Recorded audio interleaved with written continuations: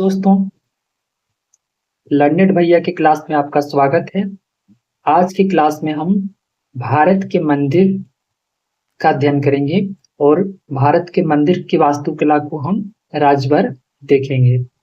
तो सबसे पहले हम भारत के मंदिर की शैली देखते हैं। तो भारत के मंदिर की 3 शैलियां हैं। उत्तर भारत की ओर नागर शैली और दक्षिण भारत में द्रविड़ शैली। और बात करें मध्य भारत में वैसर शैली।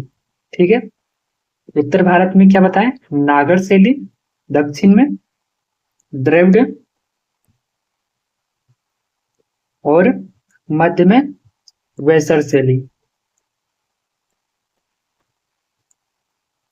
तो बढ़ते हैं, इस क्लास को आगे बढ़ाते हैं और समझते हैं नागर, वैसर और द्रविड़ शैली को। तो सबसे पहले नागर शैली किन किन राज्यों में है? नागर शैली के मंदिर को मुख्य रूप से किन किन राज्यों में देखा जा सकता है? तो यूपी में, एमपी में और राजस्थान में। ठीक है, इन राज्यों में मुख्यतः देखा जा सकता है आपको नागर शैली के मंदिर। बात करें वैसर शैली के मंदिर, वैसर शैली में के मंदिर क्या होते हैं? इसमें नागर शैली और द्रविड़ शैली का मिश्रण होता है वैसर शैली। ठीक है, तो वैसर शैली मिश्रित शैली होती है, कर्नाटक, महाराष्ट्र, उड़ीसा के हिस्से में है। ठीक है, कर्नाटक, महाराष्ट्र, उड़ीसा के हिस्से में ये वैसर शैली है। बात करें द्रविड़ शैली की, तो द्रविड़ शैली तमिलनाडु, कर्नाटक, ये भी कर्नाटक के हिस्से में भी है, और आंध्र प्रदेश में। तो ये द्रविड़ शैली है। मैप से आप समझ पा रहे होंगे। ठीक है, बढ़ते आगे। अब समझते हैं वास्तुकला शैलियों की तुलना। इनमें नागर, वैसर और द्रविड़ शैली में क्या अंतर है? तो बात करें नागर शैली का प्रचलन क्षेत्र किस क्षेत्र में है? तो ये उत्तरी भारत में है। वैसर शैली की बात करें तो ये मध्य भारत में है और दक्षिण भारत में द्रविड़ शैली है। ठीक है, नागर शैली के मुख्य शिखर की बात करें तो नागर शैली के मुख्य शिखर घुमावदार शिखर है और वैसर शैली के दोनों का मिश्रण है। ठीक है, नागर और द्रविड़ दोनों का मिश्रण है वैसर शैली में। लेकिन द्रविड़ शैली में पिरामिड नुमा विमान है, पिरामिड नुमा विमान है। ठीक है, पिरामिड के रूप में। बात करें नागर शैली में 4 दीवारी और प्रवेश द्वार की, तो नागर शैली में प्रवेश द्वार मंदिर के चारों ओर कोई दीवार नहीं है। ठीक है, नागर शैली में चारों ओर कोई दीवार नहीं है। वैसर शैली में इनका दोनों मिश्रण के रूप में कह सकते हैं। और द्रविड़ में चारों ओर से दीवारों से घिरा होता है, विशाल प्रवेश द्वार होता है और जिसे गोपुरम नाम दिया जाता है। ठीक है, गोपुरम। बात करें नागर शैली के संस्थापक या शुरुआत कौन किसने किया था? तो गुप्त वंश ने। और वैसर शैली के चालुक्य ने और द्रविड़ के पल्लव ने। तो आपको ये इंपॉर्टेंट है, ये ध्यान रखने वाली बात है। चलिए बढ़ते आगे। तो इसको पिक्चर के माध्यम से समझते हैं। तो पिक्चर के माध्यम से समझते हैं मंदिर वास्तुकला शारीरिक रचना। तो आप ये देख पा रहे होंगे 2 प्रकार के मंदिर हैं, नागर, वैसर।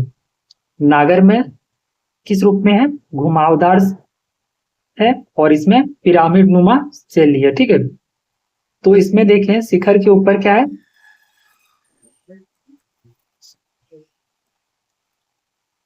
तो यहां बात करें नागर शैली के शिखर के ऊपर,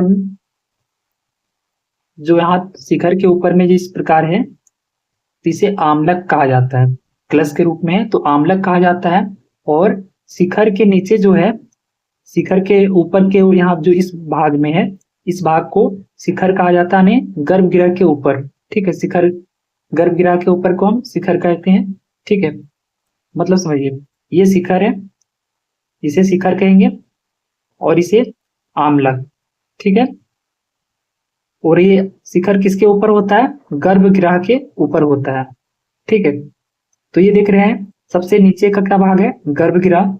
ये गर्भगृह है, अंदर मुख्य देवता बैठते हैं गर्भगृह के अंदर, और उसके ऊपर होता है शिखर। ठीक है, इसके ऊपर होता है, जैसे ये हो गया गर्भगृह, गर्भगृह के बाद शिखर, शिखर के बाद आमलक, ये नागर शैली में होती हैं। और यहाँ क्या होती है, मंडप होती है जिसमें एक सीधी धुरी में हॉल होता है। ठीक है, इस प्रकार से आप पिक्चर में देख पा रहे होंगे। अब बात करें द्रविड़ शैली में, द्रविड़ शैली में देखिए तो इस प्रकार से पिरामिड नुमा संरचना है, और इसमें गोपुरम है। गोपुरम क्या है, गोपुरम विशाल प्रवेश द्वार है, और इसके ऊपर क्या होता है, मंदिर का मुख्य टावर है। ठीक है, जिसे विमान कहते हैं। ठीक है, और दीवारें किस रूप में है, प्रांगण को घेरती हुई है। बताए थे कि द्रविड़ शैली के मंदिर जो होते हैं सो दीवारें से घेरी हुई होती है, और नागर शैली में घेरी नहीं होती है। द्रविड़ शैली का उपयोग जैन बौद्ध निर्माण में भी किया जाता है। ठीक है, अब बात करते हैं आगे, उत्तर भारत के प्रसिद्ध मंदिर। तो उत्तर भारत के प्रसिद्ध मंदिर कौन है, बात करते हैं जम्मू कश्मीर में। जम्मू कश्मीर और हिमाचल प्रदेश में देखें तो जम्मू कश्मीर में वैष्णो देवी, अमरनाथ। ठीक है, ये दो प्रमुख मंदिर हैं जम्मू कश्मीर में। हिमाचल प्रदेश में बात करें तो ज्वालामुखी और हिडम्बा देवी मंदिर, ये जम्मू कश्मीर सॉरी हिमाचल प्रदेश में। ठीक है, हिमाचल प्रदेश में ज्वालामुखी और हिडम्बा देवी।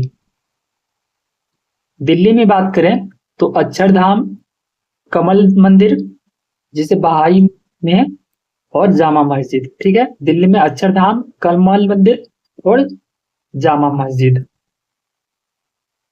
पंजाब में बात करें तो स्वर्ण मंदिर, हरियाणा में बात करें तो मार्कंडेश्वर महादेव का मंदिर। ठीक है, हरियाणा में मार्कंडेश्वर महादेव का मंदिर है।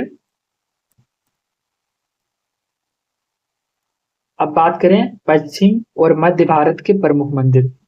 तो गुजरात की बात करें तो इस प्रमुख मंदिर में सबसे प्रमुख मंदिर सोमनाथ का मंदिर, द्वारकाधीश, नागेश्वर, ज्योतिर्लिंग, मोढेरा सूर्य मंदिर, बहुचरा माता। ठीक है, तो ये गुजरात के प्रमुख मंदिर हैं। बात करें मध्य प्रदेश की तो सांची स्तूप जो ये मौर्यकालीन है, और खजुराहो का मंदिर, महाकालेश्वर मंदिर, ओंकारेश्वर मंदिर, माहेश्वर मंदिर, कंदरिया महादेव मंदिर, ये सब एमपी में यानी मध्य प्रदेश में है। बात करें छत्तीसगढ़ की तो छत्तीसगढ़ में भोरम देव का मंदिर, दंतेश्वरी और महामाया। ठीक है, राजस्थान में बात करें तो दिलवाड़ा का जैन मंदिर, रनकपुर और करनी माता मंदिर। ठीक है, आगे बात करते हैं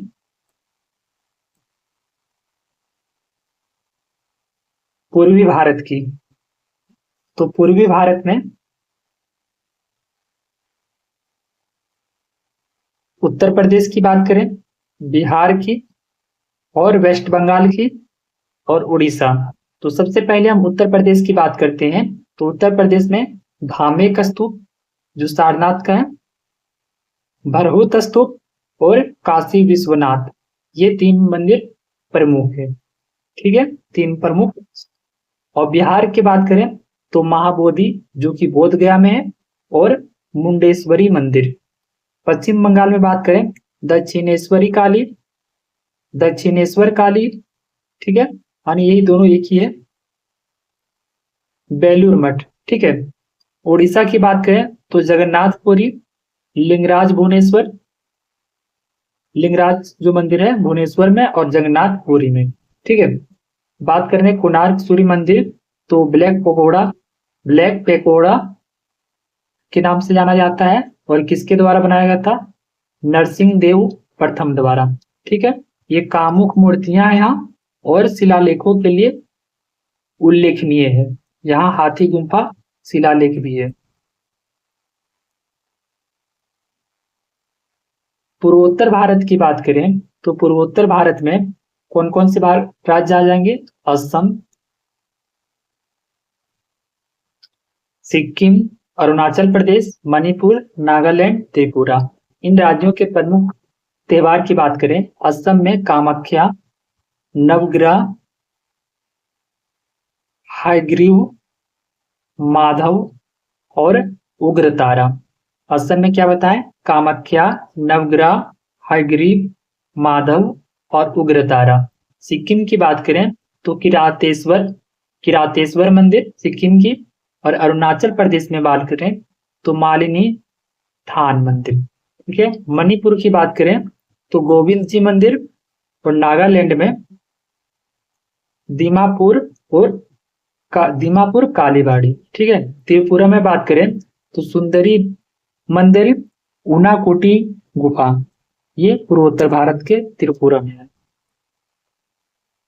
बात करें दक्कन और पश्चिमी तट में तो दक्कन के महाराष्ट्र और पश्चिमी कर्नाटक, इन राज्यों के में देखें तो महाराष्ट्र में शिरडी साई मंदिर, भीमाशंकर मंदिर, सिद्धि विनायक, विठोवा मंदिर, त्र्यंबकेश्वर नासिक में, और शनि सिगन्नापुर। ठीक है। गोवा में बात करें तो मंगेशी मंदिर, कर्नाटक में बात करें तो विरूपाक्ष जो हम्पी का स्मारक है, मुंडेश्वर, होयलेश्वर और चेना केशव मंदिर जो कि बेलूर में है। बात करें गोमतेश्वर मंदिर जो कि श्रवण बेलगोला जैन मंदिर के लिए है। ठीक है। आगे बढ़ते हैं और अगला बढ़ते हैं दक्षिण भारत में। तो दक्षिण भारत के तमिलनाडु, आंध्र प्रदेश, तेलंगाना और केरल में देखते हैं। तो सबसे पहले तमिलनाडु में देखें तो मीनाक्षी जो कि मदुरई में है, नटराज चिदम्बरम में, रामेश्वरम। ठीक है। ये सब तमिलनाडु के प्रमुख मंदिर हैं। अब बात करें बृहदेश्वर मंदिर का निर्माण किसने कराया था तो राज चोल। ठीक है। सूर्य मंदिर का निर्माण महाबलीपुरम और पल्लव वंश द्वारा। ठीक है। कैलाश नाथर की बात करें तो कांचीपुरम में, और उसी तरह आंध्र प्रदेश में देखें तो वेंकटेश्वर स्वामी यानी तिरुपति का मंदिर। ठीक है। मल्लिकार्जुन का मंदिर जो श्री सेलम के नाम से जानते हैं, श्री रंगनाथ स्वामी मंदिर, वीरभद्र मंदिर और ब्रह लक्ष्मी नरसिम्हा। ठीक है। तेलंगाना की बात करें तो तेलंगाना हजार स्तंभ मंदिर जो कि वारांगल में है, और केरल में सबरीमाला और पद्मा स्वामी मंदिर।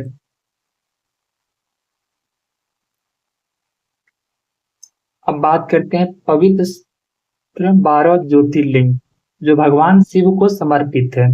ये 12 ज्योतिर्लिंग भगवान शिव को समर्पित है। इसको देखते हैं तो पहला सोमनाथ जो कि गुजरात में है, मल्लिकार्जुन आंध्र प्रदेश में, महाकालेश्वर मध्य प्रदेश में, ओंकारेश्वर मध्य प्रदेश में, केदारनाथ उत्तराखंड में, भीमाशंकर महाराष्ट्र में, त्र्यंबकेश्वर महाराष्ट्र में, वैद्यनाथ झारखंड में, नागेश्वर गुजरात में, रामेश्वर तमिलनाडु में। ठीक है। घेनेश्वर महाराष्ट्र में, काशी विश्वनाथ उत्तर प्रदेश में। ठीक है। ये हो गए 12 ज्योतिर्लिंग। अब हम बात करते हैं पवित्र सर्किट की यानी 4 धाम की। ठीक है। तो ये 4 धाम कौन कौन से हैं?